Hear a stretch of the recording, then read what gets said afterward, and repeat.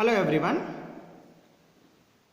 Next, in acid base salts, we should discuss about what do all acids and all bases have in a common. Means what is the common similarity between what are acids and bases. So we have seen that all acids have a similar chemical properties which leads to this similarity in a properties. We saw in activity 2.3 that all acids generates the hydrogen gas on the reacting with the metals. So hydrogen seems to be common for all the acids. So in a previous section we have seen in several reactions all acids generate a hydrogen gas that we have discussed in previous activities. So there in a soap bubble solution, it when it catches the fire, that soap bubble, it produces the pop sound. So that we have discussed here. Not only in that one, in several things it produces the what here, that hydrogen gas is common for all the acids. You have to consider any acid, it produces the hydrogen gas for common for all the acid. Let us perform an activity to investigate whether all the compound containing hydrogen are acidic or not. So there they are giving one activity, that is 2.8. That one also I will send the video. You will see that video. You will get to know what is the common thing present in all the acids. Okay. Take a solution of glucose, alcohol, hydrochloric acid and sulfuric acid, etc. So we should consider solution of a glucose, solution of alcohol and a solution of hydrochloric acid and sulfuric acid, etc.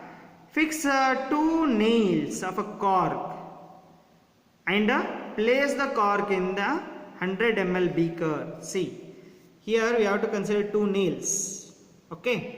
So that one we should place it into the 100 ml beaker water, okay, as shown in the figure. Connect the nails to the terminals of the 6 volt battery through the bulb and a switch as shown in the figure. These 2 nails connected to the 6 volt battery here. One end of the nail connected to the 6 volt battery, another end of the nail connected to the switch, switch to the bulb, bulb to the again battery it is. Now pour the some dilute HCl solution in the beaker and switch on the current. For this we should adding HCl solution. Here whatever the yellow color it indicates, it shows the HCl solution here. Okay. Now switch on the current. Repeat the dilute sulfuric acid. Same reaction you should take a sulfuric acid. Here we have taken first a hydrochloric acid. Switch on that. Then add a sulfuric acid. Again observe the whatever the changes occurs. Repeat the experiment separately with the glucose as well as alcohol. After that sulfuric acid you should add a glucose. Switch on and see that whatever the observation you are getting. And after that alcohol you should add. See that whatever the observation you are getting. Does the bulb glow in all cases? In all the cases bulb will glow. You have to discuss that. The bulb starts glowing in case of acids as shown in the figure 2.3. So bulb when it will glowing when presence of acids. Here we are taking 4 things, that is glucose, alcohol, hydrochloric acid and sulfuric acid. Means only in case of, but you will observe that glucose and alcohol solution do not conduct the electricity. See, glucose and alcohol solution do not conduct what? Electricity. That's why bulb would not glow here. Okay. Glowing of a bulb indicates there is a flow of electric current through the solution. If in case bulb will glow means the current flowing through that circuit, it indicates there is a current flowing through that solution. In which solution it is? The electric current is carried through the acidic solution by ions. Means in this reaction we have seen if there is a bulb would glow, the presence in the presence of acids, the whatever the ions present in this acid, it conducts the electricity through that solution. Okay, so from this we should conclude that acid contains a H plus ion. Keep in your mind, acid contains what? H plus ions as the cation.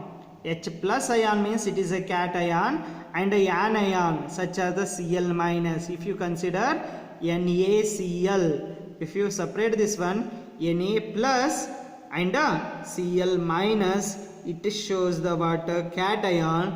We should call this as the anion. So whatever the positive sign indicates, it is a cation. Whatever the negative sign indicates, it is a anion, such as the Cl minus in HCl. Here we are adding a water HCl and sulfuric acid H2SO4. Here H2 plus SO4 minus. One positive ion, one negative ion is present here. Okay, NaOH3 minus and HNO3 plus, SO4 minus in H2SO4. Okay, CH3COO minus in CH3COOH.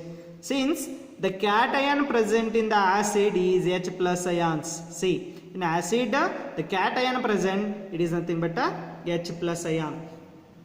This suggests that acid produce the hydrogen ions H plus in a solution which are responsible for their acidic property.